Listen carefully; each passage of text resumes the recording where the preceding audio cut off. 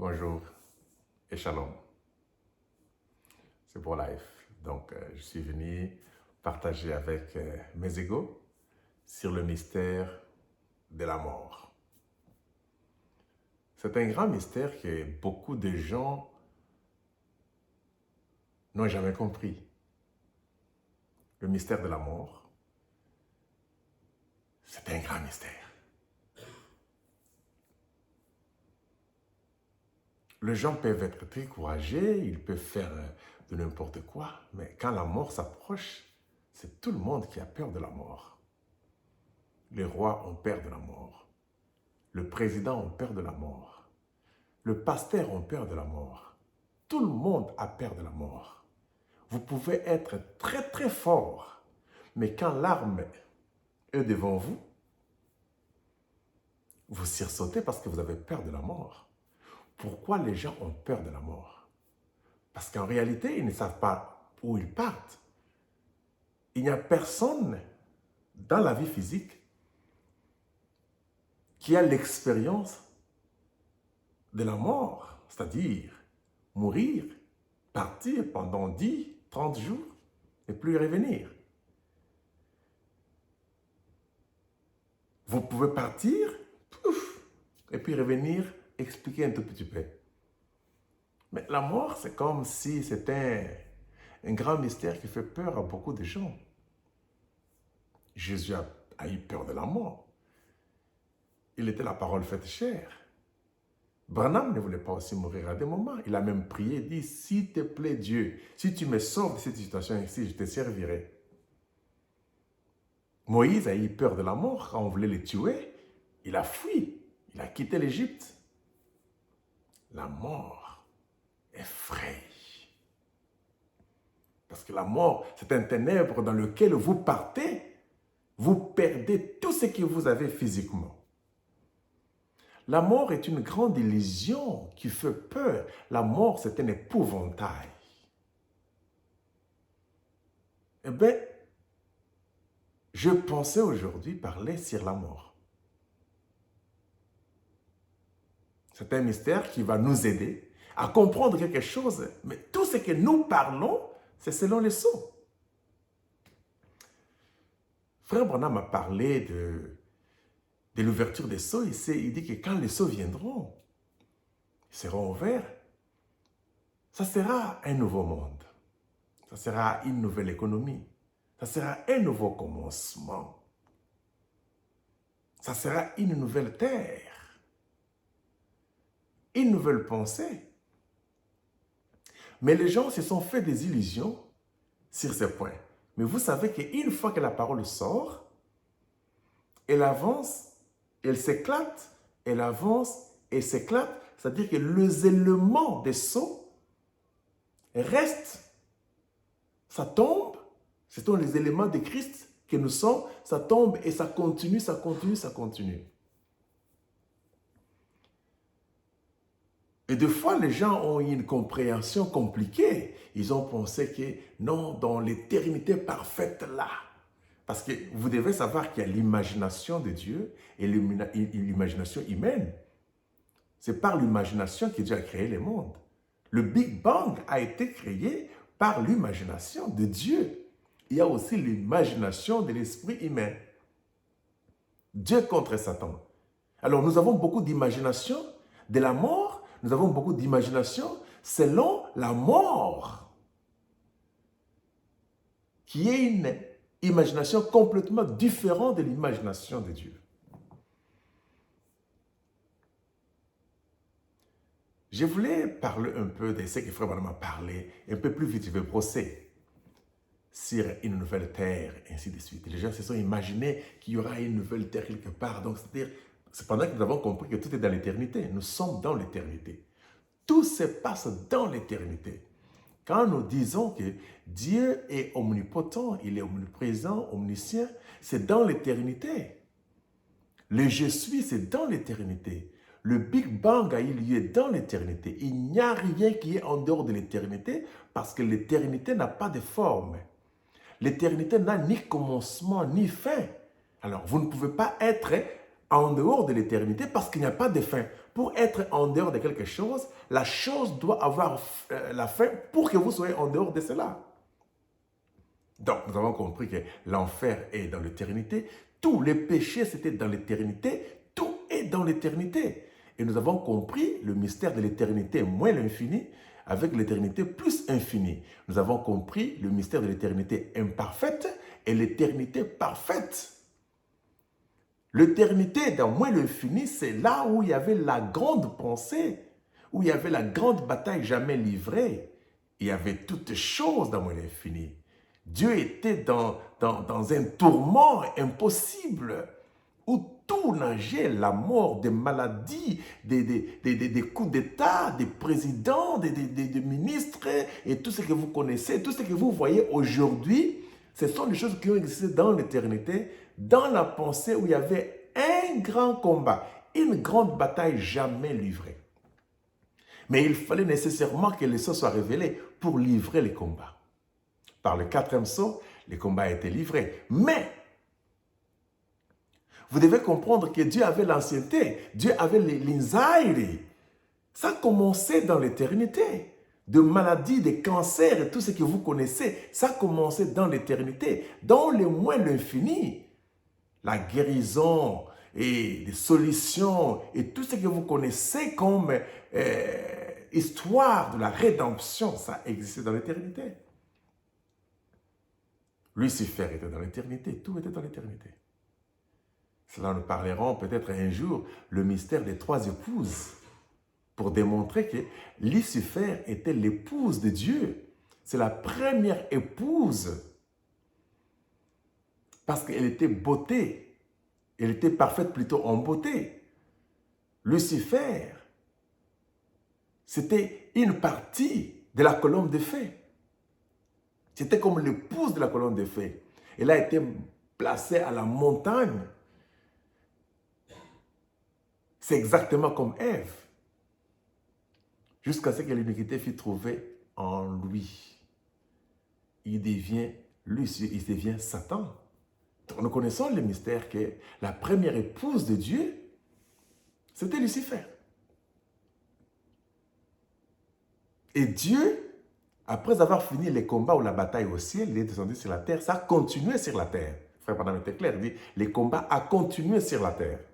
Et quand le combat a continué sur la terre, nous avons eu encore le mâle et la femelle, Adam et Ève, où l'épouse était la plus belle de toutes les créations, Ève. La beauté que vous n'avez aucune idée. Jusqu'à ce que l'iniquité fût trouvée en elle. Elle devient Satan, l'arbre de la mort. Et quand Jésus, le deuxième Adam, est venu, il a eu aussi une épouse qui était l'Église, qui était parfaite, en beauté aussi. Elle est aussi tombée.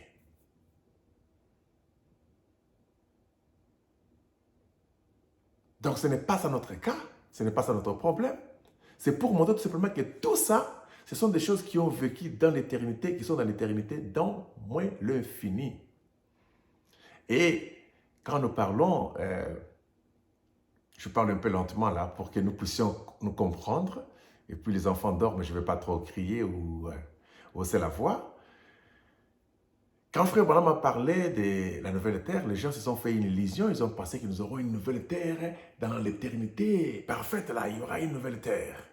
Il y aura un nouveau commencement. Il n'y a pas de commencement dans l'éternité. Une nouvelle économie. Quelle économie nous aurons là-bas? Nous allons garder la nourriture, l'argent ou quoi? L'économie est...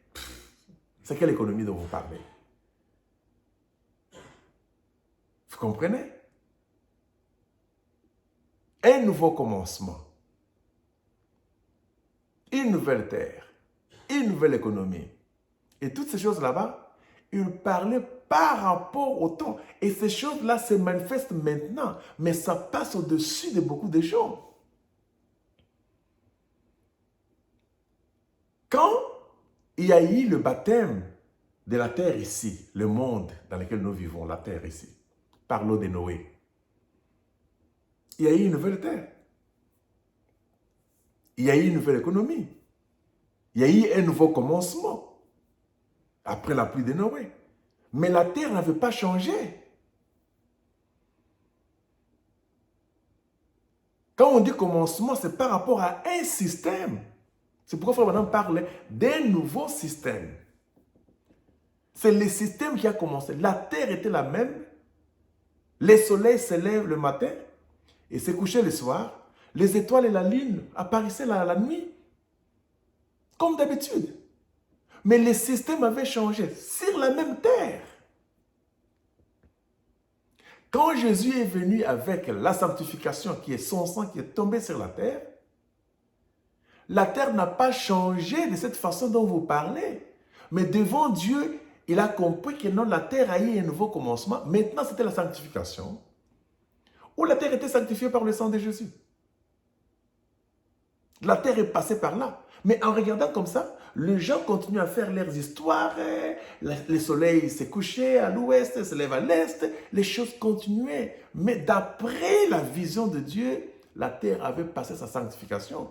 Mais d'après la vision des humains, il dit, où est la sanctification ici? Où est la sanctification? Et quand le baptême du Saint-Esprit arrive chez les humains par rapport à l'esprit humain, à Dieu, c'est différent parce qu'il amène le baptême de feu pour purifier la terre. Et le baptême de feu brûle les choses dans le monde spirituel. Maintenant, écoutez, vous ne voyez pas les choses comme Dieu. Ces yeux ici, ce sont des menteurs. L'ennemi numéro 1 de Dieu, ce sont nos yeux. D'après la parole, le sceau ou le 7e sceau, c'était la fin du système, l'ancien système. Parce que quand on met la fin de l'ancien système, c'est-à-dire qu'il y a un nouveau système. Quand l'ancienne économie termine, il y a une nouvelle économie. Quand tout est terminé, on dit que c'est la fin du temps, c'est-à-dire qu'il y a un nouveau temps. Vous ne voyez pas ça? Vous ne voyez pas que le monde doit changer? Vous ne voyez pas que le monde est en train de chercher une nouvelle économie? Quand les gens fabriquent les choses des BRICS, vous ne voyez pas que ça c'est un nouveau commencement et que le monde n'est plus le même? On vous parle d'un nouveau ordre mondial. Donc l'ancien ordre, c'est terminé. L'ancien système, c'est terminé. L'ancienne terre, c'est terminé. Nous vivons dans une nouvelle terre aujourd'hui. Ça vous passe là-dessus? Vous ne comprenez pas que le système que nous avons, c'est un nouveau système? Le système des églises, c'est terminé. Aujourd'hui, les gens vous parlent dans leur YouTube, ils vous parlent dans des livres, ils vous parlent, ce n'est pas seulement l'église. Il y a de la spiritualité qui est née avec toutes sortes de personnes sur la terre. On en parle, allez-y dans les YouTube, vous verrez, et la spiritualité est partout. Ça a changé. C'est les pararécomiens. C'est-à-dire que ce n'est pas l'annulation, mais c'est un changement. C'est pourquoi on dit, Frère Branham, l'enlèvement, c'est comment? Il dit, mais c'est un changement. C'est juste un changement. Il y a eu juste un changement. Et cela dérange beaucoup. Ça dérange beaucoup de gens. Nous vivons dans une nouvelle terre. Quelqu'un m'a posé la question, dit, mais Paul, mais quand tu dis ça, mais tu vois, nous avons toujours cette idée, mais quand Paul vous disait que vous êtes devenu une nouvelle créature, là, l'ancienne personne ne plus, vous êtes devenu une nouvelle personne, une nouvelle créature. Il parlait de quoi? Mais vous étiez toujours comme vous êtes ici dans le corps. C'était le système en vous qui avait changé, mais votre corps était toujours le même. Mais on vous appelait quelqu'un qui est né de nouveau, mais on voit toujours l'ancienne naissance là-bas. La nouvelle naissance était en vous, c'était spirituel.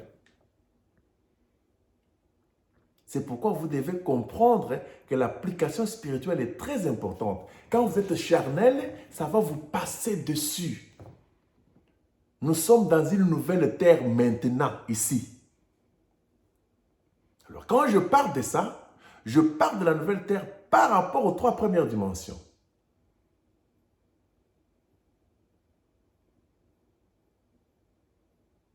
Je ne vois pas la terre comme vous voyez la terre là. C'est un nouveau système aujourd'hui. Où le monde est en train de changer. Il y a un changement. Les églises, c'est déjà terminé. Le temps de pasteur, c'est déjà terminé. Des prières des églises, terminées. Les choses ont changé. C'est les pararécomiens. Voilà un nouveau système. Voilà une nouvelle terre. Quand Noé pouvait dire que c'est la nouvelle terre, il dit aux animaux, c'est la nouvelle terre. Les animaux, ils voient que c'est la nouvelle terre. Parce que la terre n'était plus comme la première terre.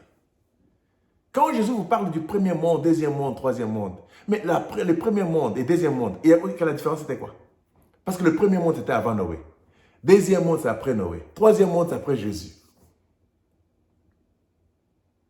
Reparti en 3. Bon, je pense que vous êtes le maître, vous comprendrez là-dessus. C'est déjà presque 16 minutes, donc je dois sauter. Je ne vais pas entrer en profondeur. À vous d'analyser. Mais je crois qu'il y a une éternité parfaite par rapport aux âmes. Où il n'y a pas toutes ces choses. Il y a l'insonorisation complète et totale. Où il n'y a pas tous ces péchés qui sont restés en dehors du jumeau. Parce que nous avons parlé de l'éternité qui était jumelle. Comme Caïn et Abel, comme Ésaü et Jacob, comme les jumeaux que vous connaissez dans la Bible. Le vrai jumeau, mais ils n'ont pas le même caractère. Ils n'ont pas la même personnalité, pas la même vie. Mais ils ont les mêmes cellules, les mêmes visages, tout. Vous pouvez me confondre. Mais il y a une éternité qui était le moins l'infini et une éternité qui était le plus infini. Mais on dit que le plus grand sera assujetti par le plus petit. Vous comprenez? Le moins l'infini est venu avant, le plus infini est venu après. Mais celui qui vient après domine toujours celui qui était venu avant. C'est dans le deuxième jumeau, toujours dans l'éternité, que se trouvent nos âmes, nos théophanies. Et une nouvelle création qui est complètement différente de la première création. Et quand nous parlons de cela, c'est par rapport au spirituel. J'ai fait un débat avec un frère où j'essaie un peu d'expliquer les problèmes de la manière dont nous comptons les choses selon les temps. Il a expliqué, il dit, mais pro-life, vous savez que la création a eu lieu pendant 6 jours, et 6 jours représentent 6000 ans, et le 7e jour représente le 7e millénaire, et nous sommes dans le millénium, et ainsi de suite. Il me parle, je le regarde, je dis, non bro, ce n'est pas correct parce que les jours ou les heures que nous comptons, moi avec toi aujourd'hui, c'est par rapport au 4e jour, non? Parce que c'est dans les 4e jour où les petits luminaires et les grands luminaires ont été créés. Selon l'ordre de la création, c'est au 4e jour qu'il y a eu de petits luminaires et le grand luminaire. Le grand luminaire, c'était le soleil. Le petit luminaire, c'était la lune et les étoiles. On dit cela, c'était pour séparer les saisons, les années et les époques. Quand vous parlez de la semaine, vous parlez du mois, vous parlez des 24 heures, vous parlez des années, vous parlez des saisons, vous parlez des époques, c'est par rapport au 4e jour. Quand vous comptez 1, 2, 3, 4, 5, 7, une semaine, c'est par rapport au 4e jour. Mais quand vous me dites que un jour est comme 1000 ans, de quel jour vous pensez? Je sais que Frère Madame a parlé de ça. Mais frère Branham dit que les choses qu'il a parlé avant, le sceau, quand les sceaux furent ouverts, c'était contraire à ce que lui pensait avant. Sauf que les sceaux ont venu corriger certaines choses parce que frère Branham vivait dans le jour de l'homme, où il y avait le pensée des hommes, les actes des hommes, les raisonnements des hommes. Mais quand le jour du Seigneur vient, lui-même le Seigneur explique sa création. Il n'y a pas les idées des hommes, il n'y a pas les pensées des hommes. Quand frère Branham a parlé comme un homme, parce qu'il vivait dans le jour de l'homme. Mais le jour du Seigneur était différent. Et quand les sceaux viennent, c'est le jour du Seigneur. C'est le Seigneur lui-même qui explique sa propre parole. C'est là où frère Branham a dit que Dieu est son propre interprète. Le Seigneur est son propre interprète. Et quand le Seigneur nous parle, il dit que le premier jour, quand il a créé, ce premier jour, ce n'était pas le jour de 24 heures, ce n'était pas le jour qu'on faisait, il lit un matin, il lit le soir, les gens pensent que c'était 24 heures. C'est faux. Ça n'a jamais été 24 heures. Parce que quand frère Branham explique la création, il dit quand Dieu dit que la terre soit, il dit que ça a pris des millions d'années. Les millions d'années, c'est plus que 6 000. C'est plus que 8 000. C'est plus que 1 million. C'est plus que 2 millions. Cette terre que vous voyez ici, ce n'est pas une terre qui a été créée dans 24 heures. Cette terre que vous voyez ici, c'est une terre qui a des millions d'années. C'est prouvé par la science. La science dit que cette terre ici a existé il y a des millions d'années. Il trouve que l'homme a existé il y a des millions d'années.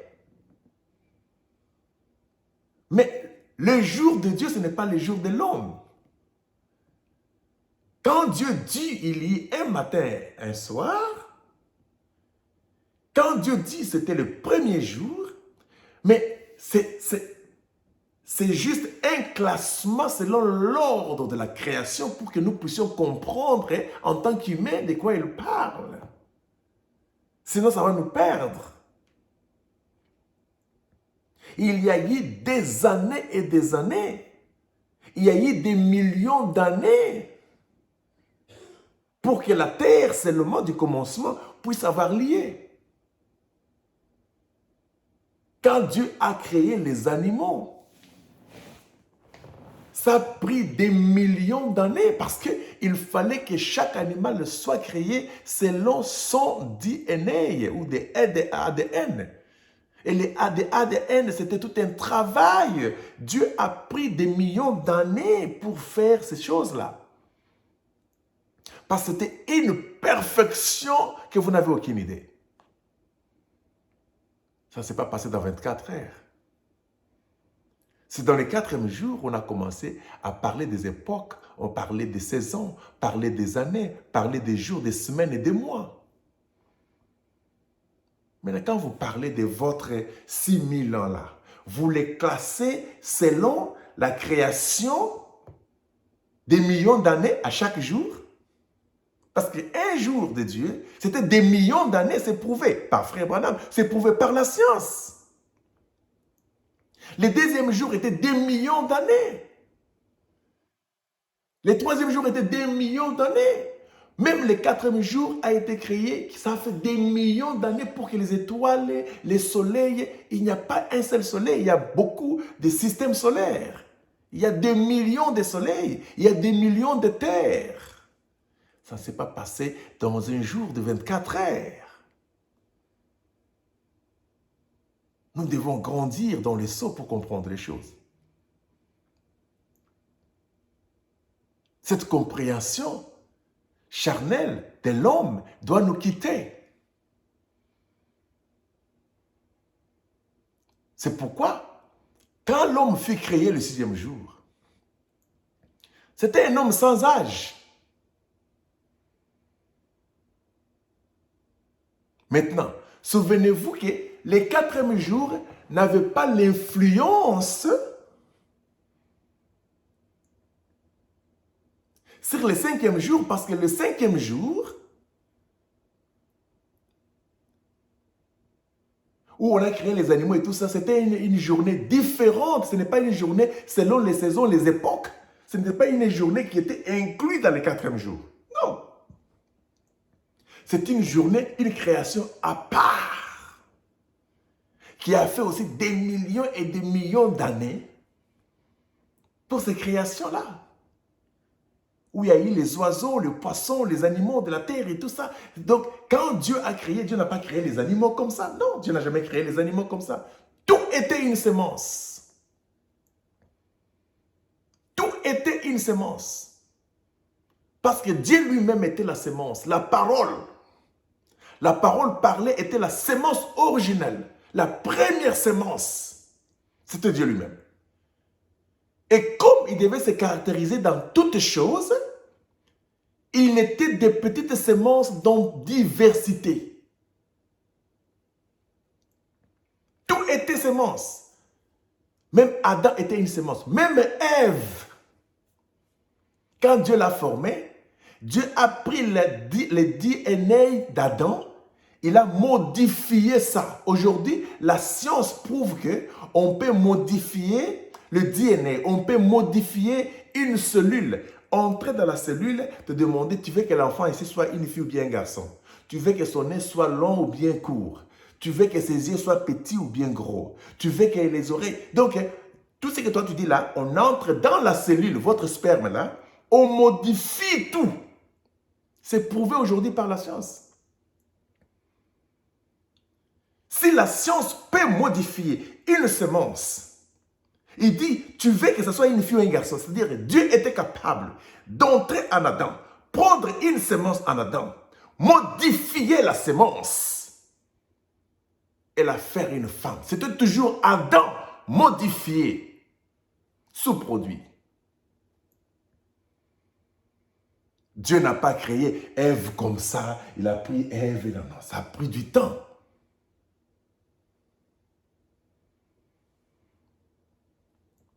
Et quand on dit qu'Adam dormait dans un profond sommeil, les gens ont pensé qu'Adam dormait comme ça.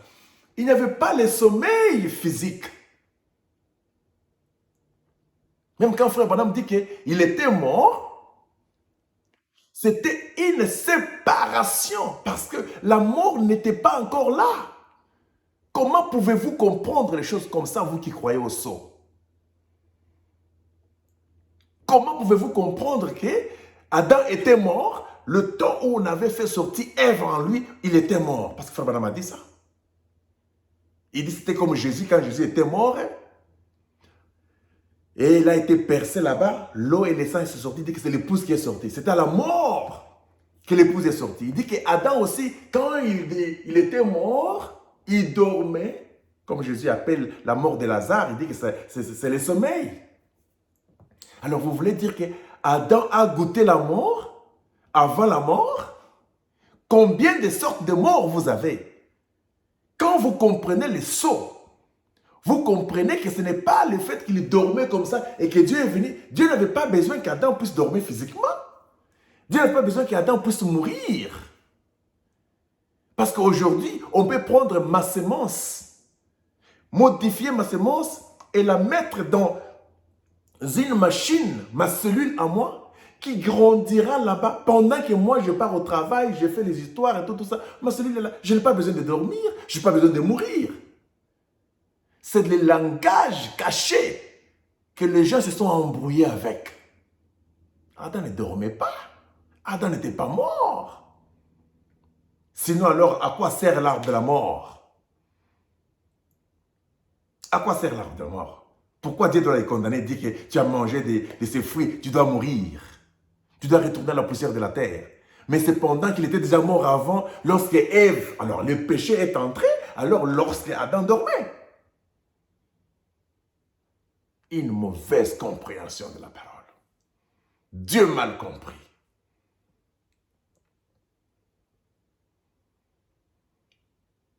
Donc, tout était sémence. Adam était le DNA, le ADN, une semence. Toi, tu étais une semence avant que tu sois grand aujourd'hui. Branham était une semence. Jésus était une semence. Moïse était une semence. Tout le monde, Abraham, père de la foi, était une semence. Sarah était une semence. Moïse et tous les gens que vous connaissez, c'était des semences. Il n'y a personne qui a commencé sans passer par la semence. Tout animal que vous voyez aujourd'hui était une semence avant. Était une cellule avant. Tout arbre, tout manguier que vous voyez, tout arbre, insecte, reptile ou poisson ou oiseau, tout ça a commencé par la semence. Vous ne comprenez pas ça? Que Dieu lui-même a commencé sous la forme de la semence? Parce que nous allons parler sur le mystère de la mort. Alors, le 5e jour n'était pas influencé par le 4e jour. Et le 6e jour, lorsque Dieu a créé l'homme à son image, ce n'était pas dans 24 heures.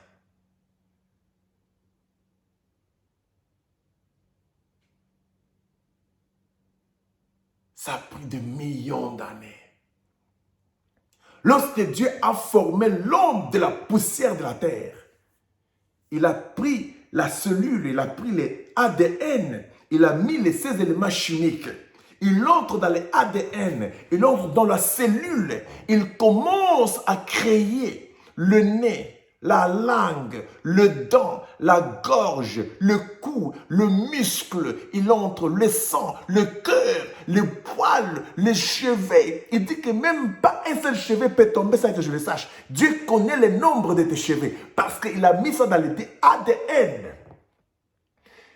Quelle intelligence! La science dit non. C'est lui qui a formé les ADN. Il a une intelligence qu'on ne peut pas comparer. Ils ont compris qu'il y a un Dieu qui existe. Ils ont compris qu'il y a un esprit supérieur parce qu'une personne ne peut pas vraiment former les ADN qui a toutes les formes possibles en soi. J'étais une semence. Dans ma semence, ma taille, tout, ma formation était dedans. Différent du monde entier. Vous êtes une semence bien formée. Dans la semence, il y avait tous les détails de ce que vous êtes, morphologie, tout, votre âge, jusqu'à ce que ça va s'arrêter. Que personne n'est comme vous sur la terre. Toute personne est unique. Quelle intelligence! Vous pensez que cela s'est passé dans 24 heures? Dans le 4e jour? Non. Non. C'est comme ça que si le deuxième Adam était une semence,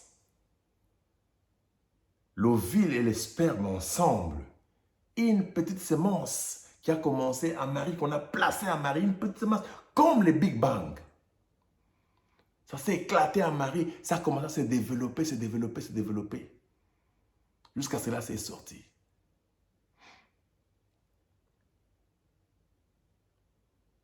Alors, le premier Adam devait être la même chose parce qu'on dit que le deuxième Adam, c'est l'accomplissement du premier Adam.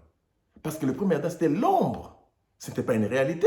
La réalité, c'était Jésus. Pour comprendre maintenant que le premier Adam n'était pas formé de la poussière de la terre comme ça, on a compris par le deuxième Adam, parce qu'on n'était pas là. Bien que nous allons parler sur le mystère des disques, qui sont nos cellules.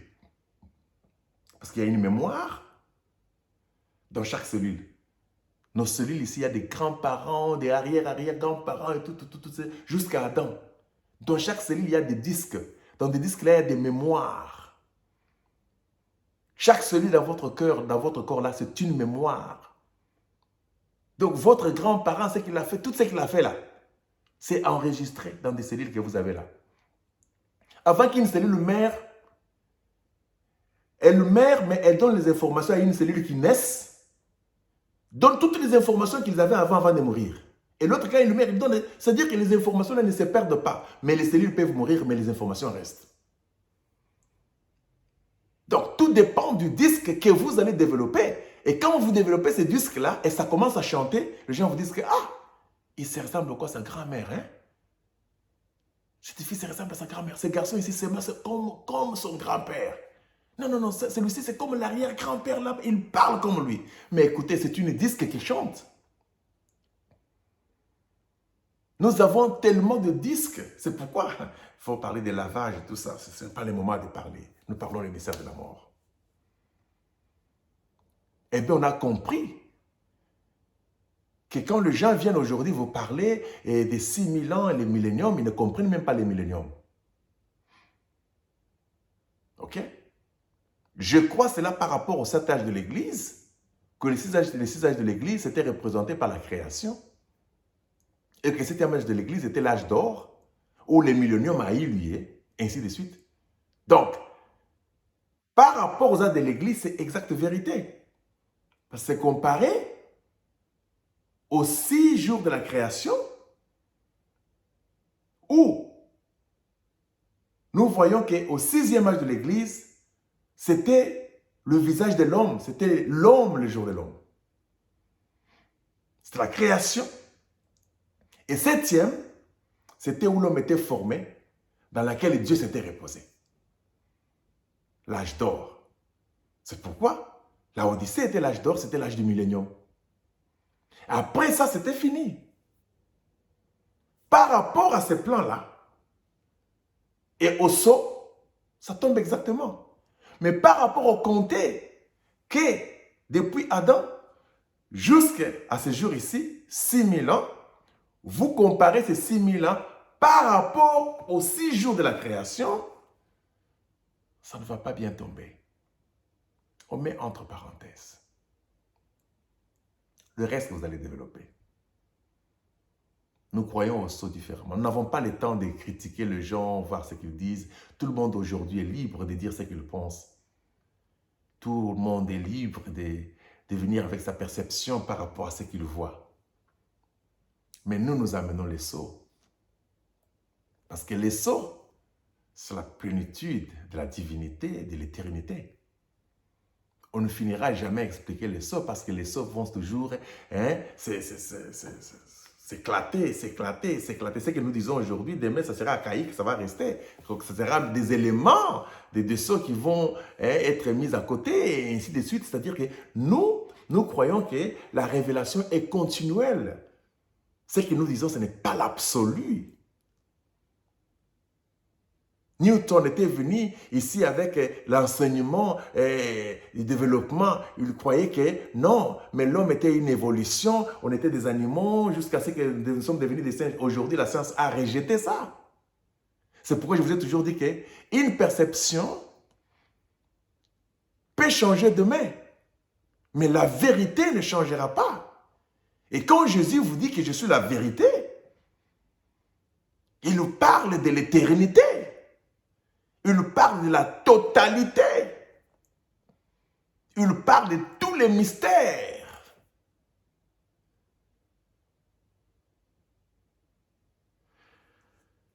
Grand honneur. La mort. Tout le monde se pose la question de savoir d'où je viens, où je suis et où je veux partir. Quand je vais mourir, j'irai où? Avant ma naissance, j'étais où? Les gens sont venus avec beaucoup d'illusions là-dessus, où on s'est posé des questions, on dit, mais en fait, avant ma naissance, j'étais dans l'éternité. L'éternité a quitté l'éternité pour entrer dans le temps. Et maintenant, l'éternité quitte le temps pour retourner dans l'éternité. Le corps ici, quand sa mère.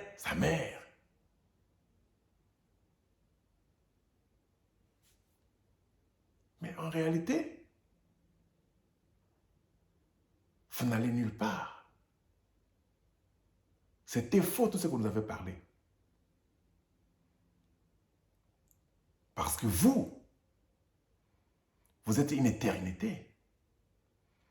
Une éternité ne vient pas de quelque part. Une éternité ne part pas quelque part. Une éternité, c'est ce que les Anglais appellent consciousness. Ils appellent ça La subconscience, une subconscience, c'est votre âme. La subconscience est éternelle. La subconscience a toujours été là. Cette subconscience, c'est une sémence.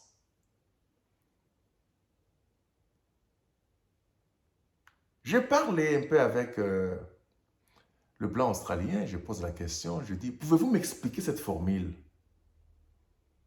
Quand Jésus dit, en ces jours-là, vous comprendrez, c'est-à-dire c'est aujourd'hui, que je suis dans le Père en moi. Comment pouvez-vous démontrer ça? Comment l'eau peut être dans le verre et le verre dans l'eau? Ça sonne facile, hein? Oh, tout le monde en parle. Le pasteur en parle, les gens du message en parlent, les gens parlent. Non, non, Jésus et le Père sont un parce qu'il dit que le Père est en moi, moi je suis dans le Père. Expliquez-moi ça. Selon la mathématique, ça ne peut pas marcher. Selon les calculs humains, impossible. Peut-être la mathématique quantique, le quantum mathématique, peut-être ça. Ça peut démontrer ça autrement. Parce qu'en réalité, je ne comprends pas comment je peux être Ambro Osé ou Ambro Etoko ou Ambro Kalonji ou Kandol ou Bro Vincent et Bro Vincent en moi. Comment ça peut s'expliquer? Il ne se limite pas là-bas. Il dit, et moi en vous. Alors, ok. Si le Père est en moi, moi dans le Père, et moi en vous, c'est que le Père est en vous. Mais vous aussi, on vous dit que vous êtes en Christ. Mais expliquez-moi. Christ dans le Père en Christ, Christ en vous, vous en Christ. Comment pouvez-vous expliquer ça? Ça, c'était très fort que même le pharisien ne pouvait pas comprendre. Ils ont fait, jusqu'aujourd'hui, on fait ces études-là, on ne comprend toujours pas. Parce que vous n'allez pas m'expliquer ça. Mais vous pouvez comprendre ça. Il voulait tout simplement vous dire que vous êtes le Père. Mais il ne pouvait pas les parler clairement. Il dit, j'ai beaucoup de choses à vous dire. Mais ce que je peux vous dire maintenant là, vous ne pouvez pas les comprendre maintenant. Parce qu'il fallait nécessairement que les choses s'ouvrent pour que vous puissiez comprendre que vous êtes le Père. Vous êtes le Fils là. Et vous êtes le Saint-Esprit. Il voulait tout simplement vous dire que vous êtes les tout en tous. L'omniprésence de Dieu, que Dieu est partout, c'était Dieu dans chaque création. Parce que chaque création était son caractère. C'était lui qui s'exprimait dans plusieurs façons. Toute la galaxie, le galaxie au pluriel, l'univers, invisible et visible, c'est lui. Tout est lui. Tout est Christ. Le bien et le mal, la lumière et les ténèbres, la terre et le ciel, l'espace et tout ce que vous connaissez, c'est lui. C'est pourquoi on parle de l'omniprésence. Le je suis. Il n'a pas besoin d'être dans la ligne parce qu'il est la ligne. Il n'a pas besoin d'être dans le soleil pour que le soleil puisse dire Dieu est ici parce que le soleil, c'est lui-même. Il est l'étoile, il est la terre, il est l'arbre, il est le poisson, il est l'oiseau, il est l'espace, il est tout alors. C'est ça l'omniprésence de Dieu. Je sais qu'on a expliqué l'omniprésence pour dire, oh l'omniprésence, c'est-à-dire qu'il connaît toutes choses. Le fait qu'il connaît toutes choses, c'est qu'il est partout. Mais comment tu peux connaître cette chose-là si tu n'es pas la chose en question? Dieu ne connaît pas les choses comme vous. Quand on dit que Dieu connaît toutes choses, c'est-à-dire que Dieu est toutes choses. Pour que Dieu puisse dire que je connais cet arbre-là, l'arbre que vous voyez là, vous voyez seulement les écorces, hein, et les feuilles, les arbres. Non, non. L'arbre là, c'est un grand mystère. L'arbre a des cellules, l'arbre a des racines, il y a la sève dedans, il y a beaucoup de chimie qui fait que le fleur puisse sortir, pousser, et tout, sortir des petits fruits qui vont grandir. Et tous ces grands mystères, c'est ça, connaître. La connaissance, c'est un grand mot. Quand on dit Dieu sait tout, Dieu connaît toutes choses, la seule façon que Dieu peut connaître toutes choses, c'est que Dieu doit être toutes choses. Dieu est cet arbre-là, il peut t'expliquer l'arbre parce qu'il est l'arbre en question. Dieu t'expliquera chaque insecte parce qu'il est cet insecte-là. Dieu t'expliquera le ciel parce qu'il est le ciel. Dieu t'expliquera la terre parce qu'il est la terre. Il est l'omniprésent. Il est partout. Il est toutes choses. C'est ça la connaissance. C'est ça l'omniscience de Dieu. C'est ça l'omnipotence. C'est ça la puissance. Quand on parle de l'omnipotence de Dieu, c'est sa puissance de la création. Car Dieu est sa propre création. Et avant de créer toutes choses, tout a commencé par le semence. Mais je vais vous dire une chose. Les semences ne peuvent se manifester que par la mort. Parce qu'on parlait des subconsciences. On parlait de d'où vous venez et où vous allez. Et on parle du mystère de la mort ici. Je sais que Frère Branham a parlé, la mort c'est la séparation éternelle. La mort a été définie par beaucoup de choses par rapport à la chair. Il dit que ça c'est retour à la poussière. C'est ça la mort. La mort c'est quelque chose qui n'a pas de vie.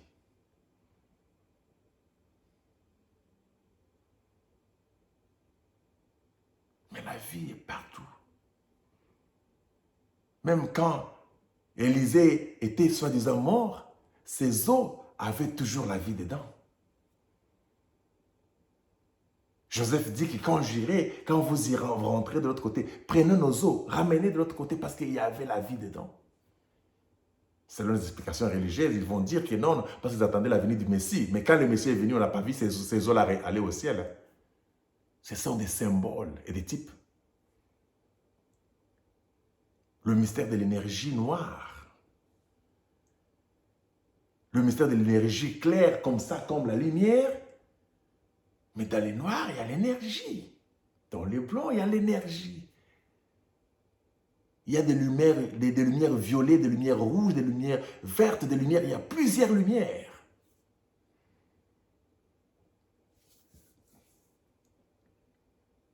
Maintenant, quand l'homme meurt, il part où?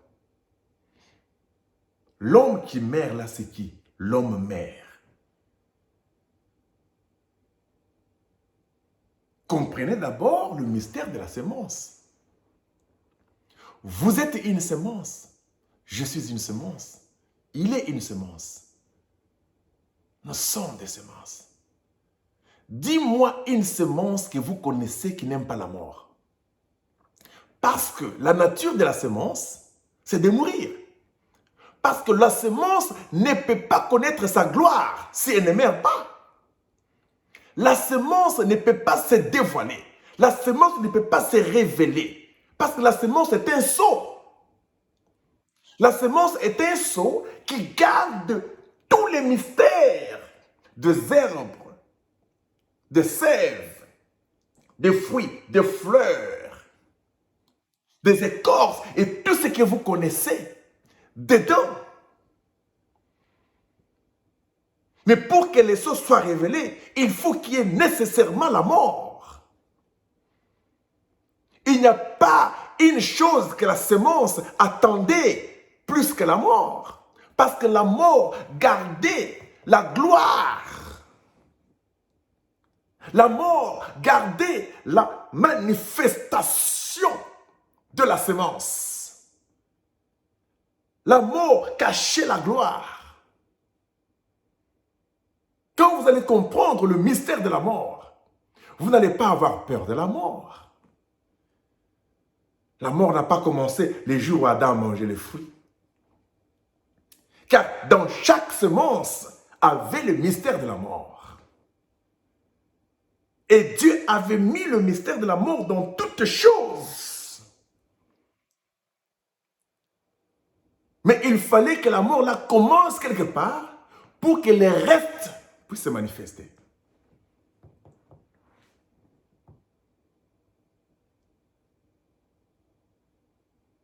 La mort est la clé de la gloire.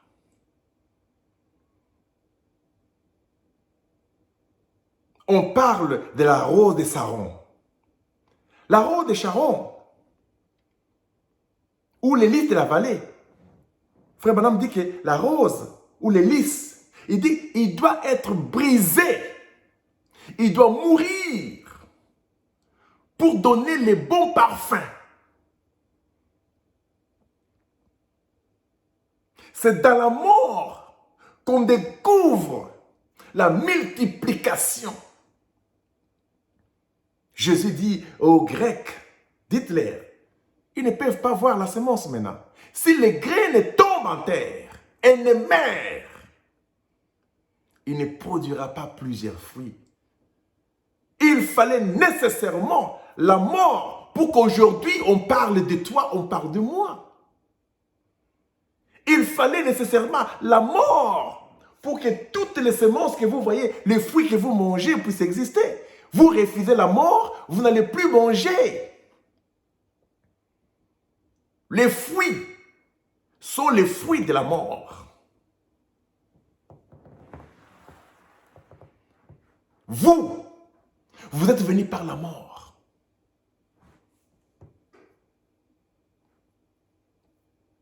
La semence devait tomber en terre. Quand est-ce que la mort a commencé? Le jour de votre naissance. Quand les cieux expliquent, il dit que lorsque vous naissez, un esprit entre en vous. Il dit que c'est l'âme qui entre en vous. C'est une semence qui entre en vous. Vous êtes la semence de Dieu. Il fallait que vous puissiez passer nécessairement par la mort parce que le corps physique ici, c'est la mort.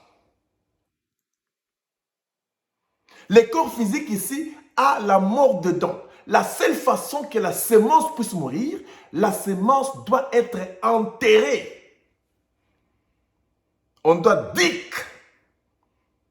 On doit creuser. Prendre la semence. L'enterrer, on ne voit plus rien. La semence perd sa gloire. La semence perd sa valeur. La semence doit changer de forme. C'est le mystère du changement. C'est dans la mort qu'il y a le changement. C'est dans la mort qu'il y a la vie. Vous parlez de la vie. Où est-ce que vous avez reçu votre vie? S'il n'y a pas de mort. Les jours de votre naissance physique, c'est les jours où la mort a commencé.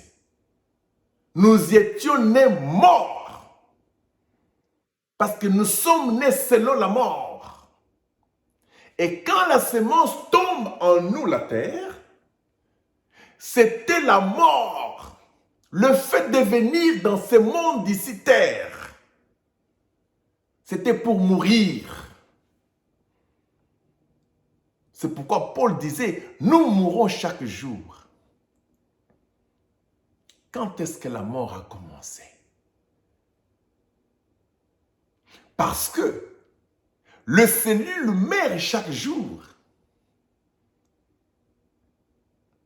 À chaque instant ici, mes cellules à moi meurent et se remplacent, naissent et meurent, renaissent et meurent. Parce qu'il n'y a que la mort qui peut produire la vie. Mais on dit qu'au fur et à mesure que je grandis, les cellules diminuent. Ils ne s'augmentent pas comme avant. Et c'est ce qui fait que l'homme commence à vieillir. Parce que les cellules, quand j'étais encore enfant, je multipliais beaucoup de cellules à moi. Il y a beaucoup de cellules qui mouraient, beaucoup de cellules qui naissaient. au fur et à mesure que je grandis, certaines cellules ne se développent plus comme avant. Ils meurent, mais ils ne se reproduisent plus. Ce qui fait que tu peux sentir que tes genoux, ça ne va pas. Tu peux sentir ainsi. Quand tu vieillis, il y a des rides. Parce que les cellules de la peau qui faisaient que tu sois toujours jeune, là, ne se multiplient plus. Alors ça devient rude et tout, jusqu'à ce que les cellules vont diminuer. Un jour, vous arrivez à 120 ans, les cellules ne peuvent plus se multiplier. Les cellules s'arrêtent. C'est la mort. Or, la multiplication des cellules, c'est la même façon que je vous ai dit que ne pensez pas comprendre l'univers, comprenez-vous vous-même, vous comprendrez l'univers. L'univers est une création continuelle. Depuis que Dieu a créé, la création continue. Quand vous dites que, ok, 7e jour, c'était fini, c'est pourquoi je vous ai dit, non? Ne comptez pas le jour d'un jour de Dieu comme dans le 4e jour. Parce que, en réalité, le premier jour là, cette création n'a pas fini. Ça continue, tout continue jusqu'à aujourd'hui. Le 2e jour, sa création continue jusqu'à aujourd'hui. 3e jour, la création continue jusqu'à aujourd'hui. Parce qu'il y a plusieurs soleils. Il y a plusieurs terres. Il y a plusieurs lumières. Parce que Dieu a créé seulement une seule lumière. Mais on démontre aujourd'hui qu'il y a plusieurs lumières. Il y a plusieurs terres. Il y a plusieurs animaux que vous n'avez jamais découverts. Les eaux, vous pensez seulement les eaux ici. Il y a des eaux dans certaines planètes. Des soleils refroidissent aussi. Selon certains religieux, quelque part, les bouddhistes, ainsi de suite, ils croient que cette création que nous avons ici, notre création, c'est la 84e création. Il y a eu première création avec le monde et deuxième création. Mais non, la création dont nous parlons de Dieu aujourd'hui, que nous vivons ici, c'est la 84e. Les autres parlent de 120e création. Alors moi, je ne vais pas partir dans toutes ces choses-là. Moi, je reste dans les sceaux. Les sceaux me révèlent la création par rapport à nous. Mais nous savons qu'avant le premier jour jusqu'au 7e jour, il y a eu une création des anges, non? C'était le royaume de Lucifer qui était la première épouse de Dieu. Il y a beaucoup de choses que nous ne connaissons pas à notre niveau. Alors moi, je dois me limiter à ce que moi je connais pour révéler, parler les choses selon mon monde à moi. Un chien parlera les choses selon son monde à lui. Mais je suis le maître parce que l'homme, il était le maître de la terre, il représentait toutes choses, commençant par la première création jusqu'à la dernière création. Quand on parle du ciel, on va le ciel à moi. Quand on parle de la terre, on va la terre à moi. Quand on va le 2e jour, Dieu a créé ça, tout ça c'était à moi. Tout était l'homme, c'était Christ. Parce que c'était Christ qui s'est multiplié, c'était Christ dans sa propre création. Et la mort a commencé les jours où vous étiez nés. Je m'excuse, je suis presque à la fin. Et vous êtes dans le processus de votre mort. Les jours où vous pensez qu'on vous enterre là, ce n'est pas la mort. C'est ça la résurrection.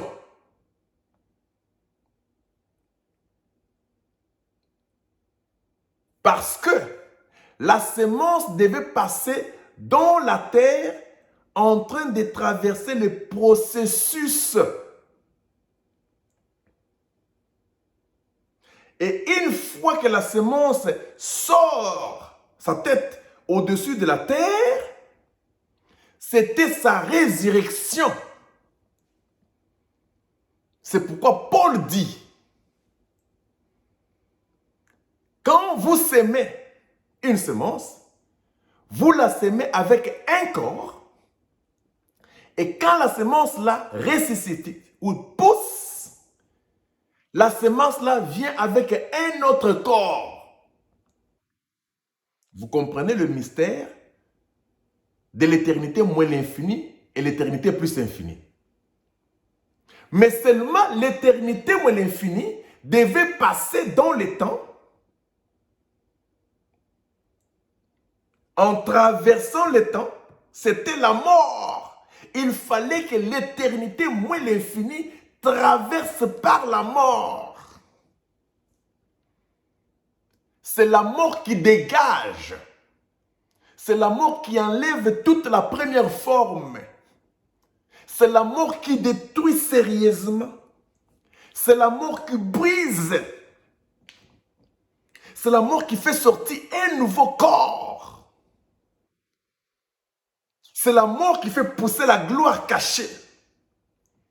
C'est la mort qui fait que tout ce qui était comme fruit caché dans une petite semence, tous des milliers de fruits cachés là puissent sortir. C'est la mort qui fait la gloire de l'épouse.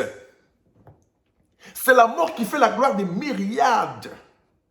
Sans la mort, le myriade n'allait pas exister parce qu'il n'y avait qu'une seule semence appelée Christ dans laquelle toutes les semences étaient condensées.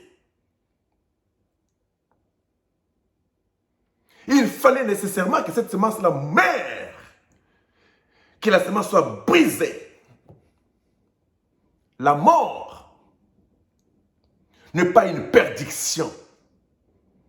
La mort, Satan a peur de la mort. C'est lui qui a peur. C'est l'esprit humain qui a peur de la mort. Vous, en tant que semence, vous n'avez pas peur de la mort. Parce que l'esprit humain sait qu'une fois que vous mourrez, quand vous ressuscitez, vous voyez votre propre gloire. Vous voyez, parce qu'après la mort, vous aurez peur de quoi? La seule chose qui faisait peur, c'est la mort. Mais une fois mort, vous aurez peur de quoi?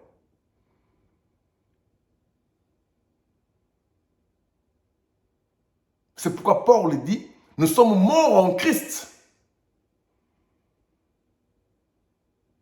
La mort, c'est une délivrance. La mort est un gain. Nous avons peur pour rien. Et une fois que vous mourrez, vous n'allez nulle part parce que vous avez toujours été ce que vous êtes. Mais vous sortez par un passage. Voilà. Maintenant, écoutez. Ici, vous devez comprendre une chose. Je vous ai expliqué le mystère du Big Bang pour dire que le Big Bang était dans l'éternité et s'éclatait dans l'éternité. C'est comme une bouteille qui est dans l'océan, qui est remplie d'eau dedans. En dehors de la bouteille, il y a l'océan. Dans la bouteille, il y a l'océan. Et si la bouteille s'éclate dans l'océan. Vous comprenez? Donc, le temps est dans l'éternité. Les trois premières dimensions sont dans l'éternité, qui est la subconscience. Donc, la conscience, la grande subconscience, là, est dans le temps et en dehors du temps. Et quand il entre dans le temps, il se vide tout en étant derrière, en dehors du temps, pour passer dans le temps afin de traverser le mystère de la mort. Voilà pourquoi le temps, la lumière et la matière ont été créés pour le mystère de la mort. Les trois premiers éléments ou les dimensions, c'est toujours par rapport aux dons appropriés. Dans les dons appropriés qu'on avait donné à Jésus, il y avait l'encens d'abord qui était la mort. Il y avait la divinité qui était l'éternité au service de la mort. Cette divinité devait traverser les trois premières dimensions. Mais la même divinité qui est l'éternel là, l'éternité là, était dans les trois premières dimensions et aussi en dehors des trois premières dimensions. Ils entrent, ils sortent, ils sont en dedans et en dehors. C'est pourquoi on parlait que l'or était du dedans et du dehors. Même quand Noé faisait tout ce qu'il faisait là, l'or était du dedans et du dehors. Quand Moïse a fait l'arche, c'était l'or du dedans et du dehors. Dans l'arche, il y a l'or, la divinité. En dehors de l'arche, il y a la divinité. Donc l'éternité était dedans et en dehors de cela. Pourquoi aurions-nous peur de la mort? C'est pourquoi, même dans des témoignages de gens que vous entendez dans des télévisions et tout ça, quand ils meurent, ils reviennent et disent que personne n'a jamais dit que je vais rentrer. Hein. Tous ceux qui sortent ces corps ici, ils ne veulent pas rentrer. Parce que c'est comme si il y a une chose qui s'est passée. Ils trouvent que le corps est sale. C'est comme une semence. La semence aime la terre. Parce que la seule chose qui peut manifester la semence, c'est la terre. La semence, c'est que si je tombe dans la terre, je dois mourir. Si vous ne voulez pas que la semence ne meure, gardez-la dans la maison, dans un verre ou dans une bouteille. La semence restera là des années, des années. Vous pouvez cacher ça même dans les rochers quelque part. Les semences resteront là très longtemps. Mais quand vous prenez seulement une semence, vous jetez seulement comme ça, tombe seulement sur la terre, bah! Ah, c'est le mystère de la mort, l'attraction qui commence. On commence à parler de la mort parce que la terre va dire, ma mission à moi, c'est de te détruire pour manifester ce qui est caché en toi. Ce que je vous dis est plus grand. Vous devez développer ça en tant que maître. Donc, la terre prend cette semence-là. La semence-là, c'est comme si la terre est l'ovule. Et la semence-là, c'est le sperme. Dès que le sperme entre dans la terre, ça rencontre l'ovule. Vous n'avez pas de choix parce que c'est automatique.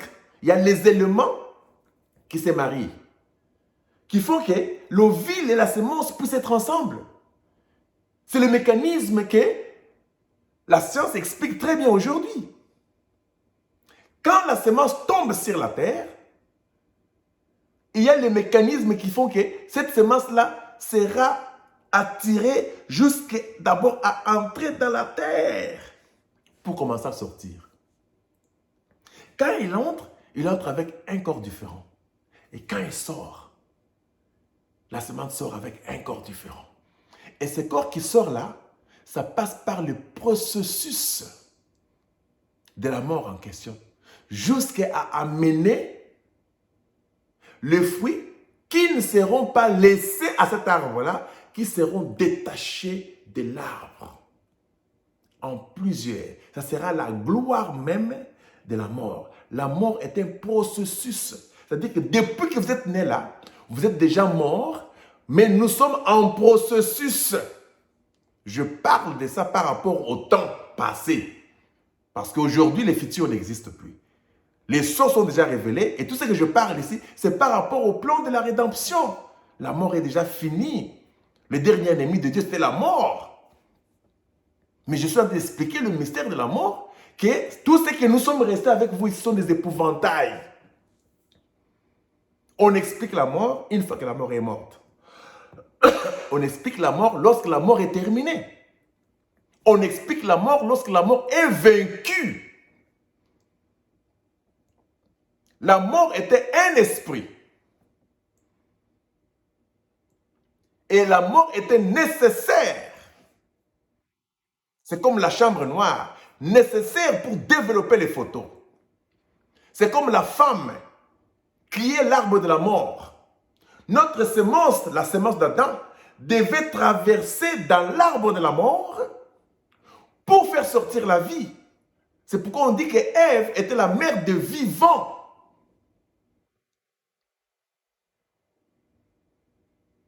Donc, il fallait que la semence passe par une femme. Même Jésus, la semence de Dieu, la semence divine, et l'ovule, c'est traversé par une femme, l'arbre de la mort. Il fallait nécessairement que cette semence traverse par la mort. Et quand il était déjà né, c'était la mort. Le fait que Jésus était conçu dans le corps humain, 3 premières dimensions, c'était le commencement de la mort. La mort, c'est votre naissance physique. Quand vous naissez physiquement, c'est la mort. C'est pourquoi on dit que vous êtes né pour mourir. Et vous mourrez pour vivre. Suivez-moi très bien. Vous êtes mort. Vous êtes né pour mourir. Et quand vous mourrez pour vivre. Vous n'êtes pas né pour vivre. Non. Parce que votre naissance, c'est le début de la mort. La fin de la mort, c'est lorsque votre corps retourne à la poussière. C'est pourquoi Paul disait, qui me délivrera du péché? Il n'y avait que la mort qui faisait que c'était la fin du péché. Quand vous mourrez physiquement, c'est fini le péché. Quand Jésus est mort physiquement, il dit, Père, tout est accompli. Il est mort physiquement, c'était la fin du péché. Toute personne qui meurt physiquement, c'est la fin du péché. Je parle de cela dans une dimension, bien sûr. Dans une perception des sceaux, bien sûr. Maintenant, vous venez d'où? Et vous allez où? En tant qu'éternel, vous ne venez de nulle part. Vous n'allez dans nulle part. Mais seulement, c'est un processus dont l'éternel qui est toujours sur place se manifeste. Moi, Bro Life, aujourd'hui, si ce corps ici tombe, c'est ma délivrance. Plus de travail, plus de soucis, plus de maladies, plus de problèmes, plus de vieillesse, plus. Mais la mort physique, c'est la fin. C'est pourquoi Frère Branham dit que la mort physique, c'est la fin de Satan. Satan, c'était la mort. Quand le corps tombe, c'est fini, Satan est terminé. Alors vous avez peur de la mort, pourquoi? Vous n'allez pas chercher la mort. Non, la mort est automatique. Je ne dis pas que vous puissiez aller vous tuer, boire le poison, faire ceci parce que la mort c'est bon. Non. Seulement, Jésus pouvait avoir peur de la mort avant l'ouverture des sceaux. Aujourd'hui, tout maître, d'ailleurs, la mort va vous fuir. Parce que la mort, c'est que, il ne faut pas que cet homme ici, quand donne la mère aujourd'hui, moi j'ai perdu. Celui qui croit au sceau, s'il meurt aujourd'hui, c'est l'esprit humain qui perd. C'est le corps ici qui perd. Les corps profitent beaucoup de vous. Votre présence, seulement l'énergie des sceaux là. Les empreintes des sceaux en vous. Les corps en profitent, l'esprit humain en profite. Donc, pour que vous puissiez mourir, vous, physiquement, c'est très difficile. Combien de fois vous avez souhaité la mort, ça n'est pas venu? Physique. Parce que vous n'avez même pas compris qui vous êtes. Les empreintes seulement.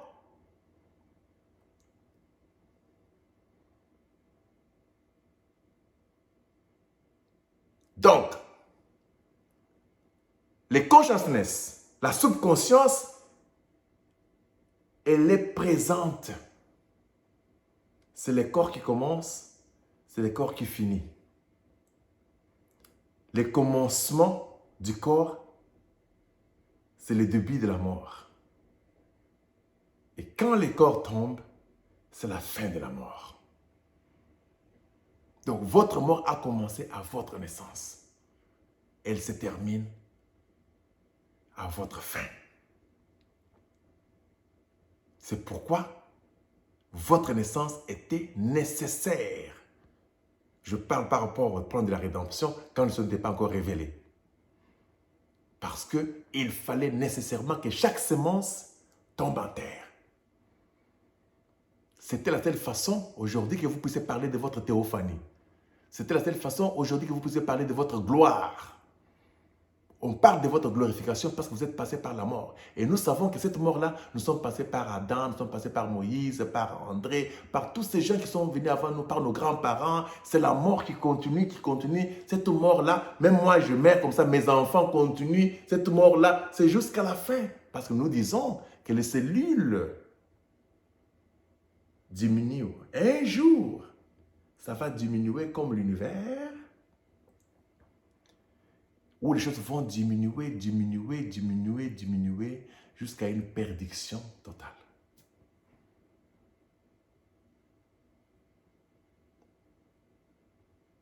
Les semences aiment la mort.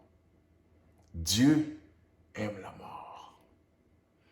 La mort est le mystère de la délivrance. Chaque semence originale aime la mort. C'est pourquoi nous avons créé ce corps ici. Pour que nous puissions passer par la mort. La chambre noire afin de nous développer. Il fallait nécessairement que chaque semence puisse passer par la terre pour se développer. Parce que l'arbre ne pouvait pas se développer sans passer par la terre. Tout arbre, toute herbe, tout fruit manifesté aujourd'hui devait passer par la mort. Quand vous voyez des beaux fruits, on dit l'arbre qui ne porte pas de fruits, vous devez couper et jeter dans le feu.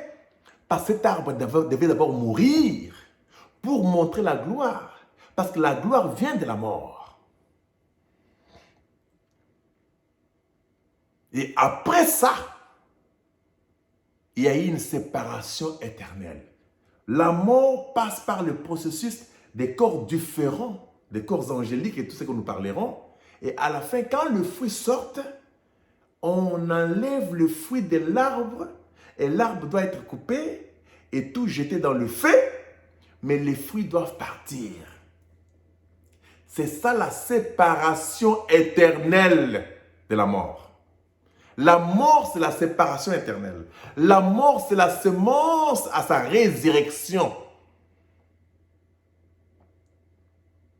Lorsque le blé ont été pris du champ, c'était la séparation éternelle. Mais le blé est passé par la mort. Si les grains de blé ne tombent en terre et ne meurent, ne produira pas plusieurs. Les plusieurs là sont passés dans le processus de la mort. Par le 7 âges de l'église, jusqu'à l'église de Laodicée, où le dernier ennemi était la mort, il fallait que l'aigle vienne à la fin pour détruire la mort, c'est-à-dire la séparation éternelle où l'âme ne viendra plus jamais, où la théophanie ne viendra plus jamais dans ses corps. Quand vos fruits reviennent dans les corps ici, c'est par rapport au plan de la rédemption. Mais nous, quand nous quittons ces corps ici, on ne reviendra plus jamais dans ces corps ici. C'est une séparation éternelle.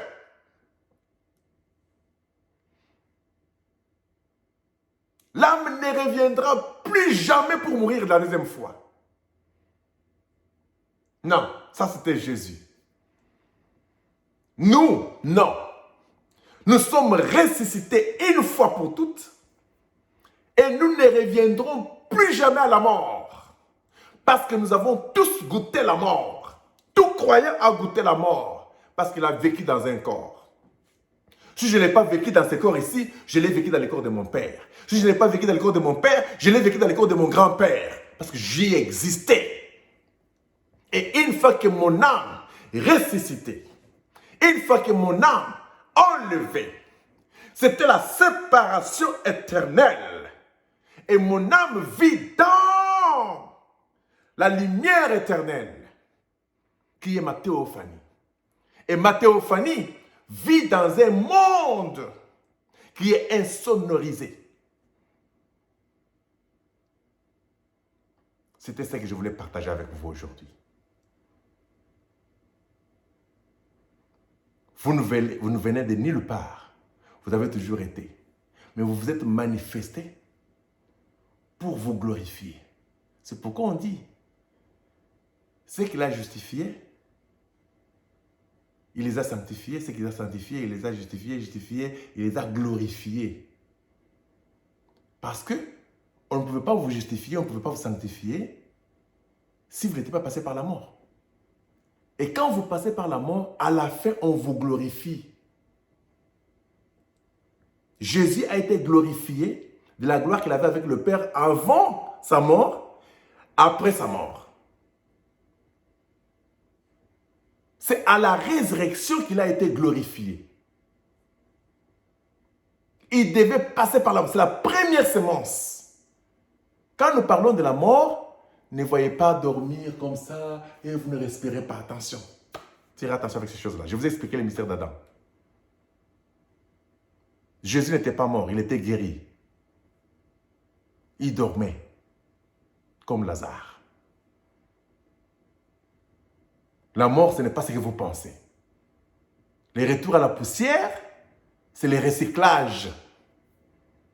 Pour que plusieurs âmes traversent les corps, et ainsi de suite. C'est un grand mystère de la rédemption jusqu'à un niveau où les choses devaient être révélées pour mettre fin. Aujourd'hui, les corps ici ne sont plus importants, mais bien qu'ils gardent les empreintes.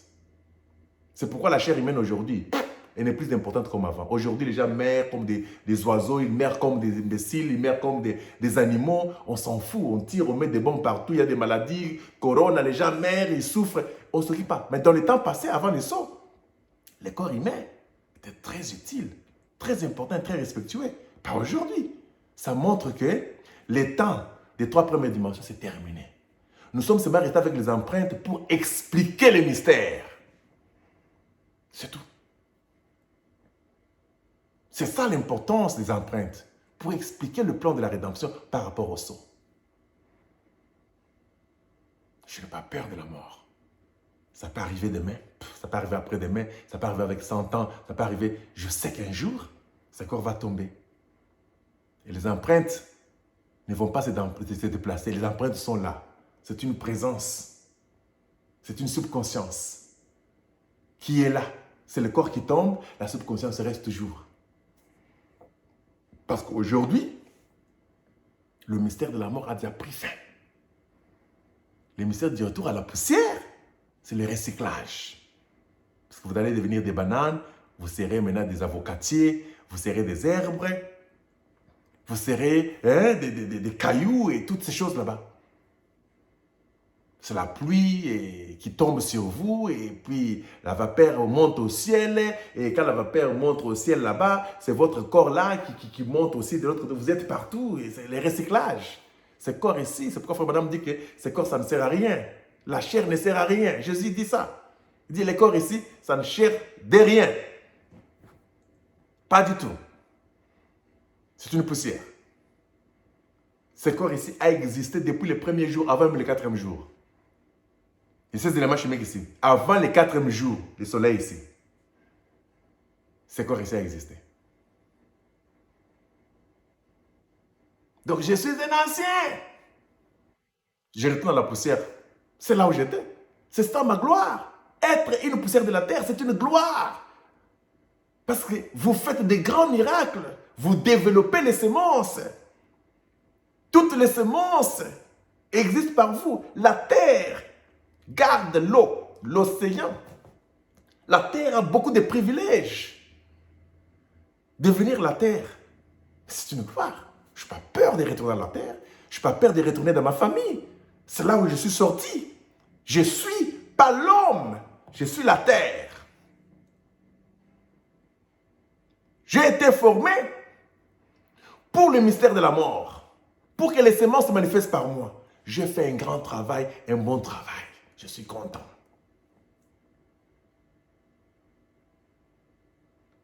Grand shalom. Le mystère de la mort. Les semences n'ont pas peur de la mort. Les semences aiment la mort. La mort, c'est un mystère qui a fait sortir toute semence qui a existé. Il fallait que la semence qui est entrée dans votre mère puisse mourir en soi pour se développer. Il fallait que la semence mère, pour qu'elle commence maintenant à se multiplier, devenir des cellules, des cellules, des cellules, des cellules, des cellules, des cellules, des cellules. Donc, ça devait passer par la mort, premièrement. Une séparation. Quitter votre père, entrer là-bas, c'était une séparation. C'était la mort. Quand vous entrez de l'autre côté, la terre, votre mère là, vous développe. Il vous prend, il vous fait entrer dans l'ovule. Et dans l'ovule là, vous perdez votre dignité. Vous perdez tout ce que vous avez. Et la cellule là commence à être glorifiée, manifestée dans l'ovule qui va développer la semence. La mort commence par là. La mort a commencé là. C'est pourquoi David dit, tout celui qui est né par la femme est mortel. C'est le mystère de la mort. Ça a commencé par la femme qui était l'arbre de la mort. Comprenez très bien ce que je vous ai parlé à propos d'Adam. Adam était une cellule. Ève était une cellule. Il fallait le mystère de la mort. C'est-à-dire que c'était une cellule qui devait être touché, formé, modifié. C'était Adam modifié. Quand on dit Adam est mort là, c'est-à-dire que c'était séparé de ses mystères. Adam était séparé de ses mystères. Ève est la dernière cellule qui a été formée après toutes les cellules des animaux, des oiseaux, des poissons, des arbres, des herbes, d'Adam, tout ça. La cellule qu'on a pris pour modifier. La cellule modifiée, c'était Ève. C'était modifié avec un but. Que toute sémence qui était cachée en Adam devait passer par la mort. Cet arbre-là. C'est la seule façon que nous devions voir notre gloire. Je termine par ceci. Une femme blanche ici me dit, Feli, non, je vais poser la question, je dis que, alors, dis-moi un peu, si nous étions tous deux dans l'éternité, je parlais comme un humain, et qu'on dit que non, qui veut aller passer par la mort, la terre, et puis passer par toutes ces choses ici, et revenir ici, ou qui veut rester ici. Et il dit, non, moi je vais rester. Moi je ne peux pas partir là-bas et tout ça. J'ai dit, moi je vais partir. Parce que j'aurai l'expérience, je deviendrai un humain, je mangerai, je veux boire, je ferai des enfants, je toucherai l'argent, je verrai le mal, je toucherai le mal, le bien, je verrai toutes ces histoires-là, j'entendrai l'histoire de Jésus, je ferai ceci, cela, et après je termine, je rentrerai, je te trouve là où tu es, je suis à la même position avec toi. Mais seulement la seule différence est que moi je suis éternel comme toi, qui a une expérience que toi tu n'as pas. Elle sort et me dit, là tu as dit vrai. Je dis oui. Le fait que nous sommes venus sur la terre, on n'a rien perdu de ce que nous sommes. C'est pourquoi Jésus-Christ a dit à son Père, glorifie-moi de la gloire que nous avions avec toi au commencement. Donc le fait que Jésus est passé par la mort, l'expérience d'être un humain, touché par le famine, manger, aller à la toilette, tout ça, n'a pas fait de lui une gloire petite par rapport à celui qui était resté de l'autre côté. C'était bien bon que nous puissions passer par ceci. C'est pourquoi réjouissez-vous, ayez toutes les expériences possibles parce que c'était juste les expériences par rapport à la mort, par rapport au point de la rédemption. Toute personne qui vit sur la terre est mortelle, est mauvais, est péché, est la mort. Il n'y a personne qui va se lever son doigt pour dire je suis juste, moi je suis bon. Personne. Nous sommes tous dans des expériences différentes. Peut-être que ce que toi tu fais, l'autre ne le fait pas, mais ce qu'il fait, toi tu ne le fais pas, mais tous sont des expériences de la mort. Grand shalom, c'était Pro-Life. Vous parlons sur les problèmes et le mystère de la mort. La mort est merveilleuse. La mort, c'est le grand mystère de Christ. La mort, c'est la coquille qui nous gardait. Nous devons sortir à la résurrection. On ne parle pas de la résurrection sans la mort. On ne parle pas de la gloire sans la mort. On ne parle pas de multiplication sans la mort. On ne parle pas de naissance sans la mort. C'est pourquoi vous devez mourir en vous-même, comme on le disait dans le temps. La mort est dingue. C'était votre semblable. Kazali Mukenya, Dieu de l'éclair. Life. Shalom.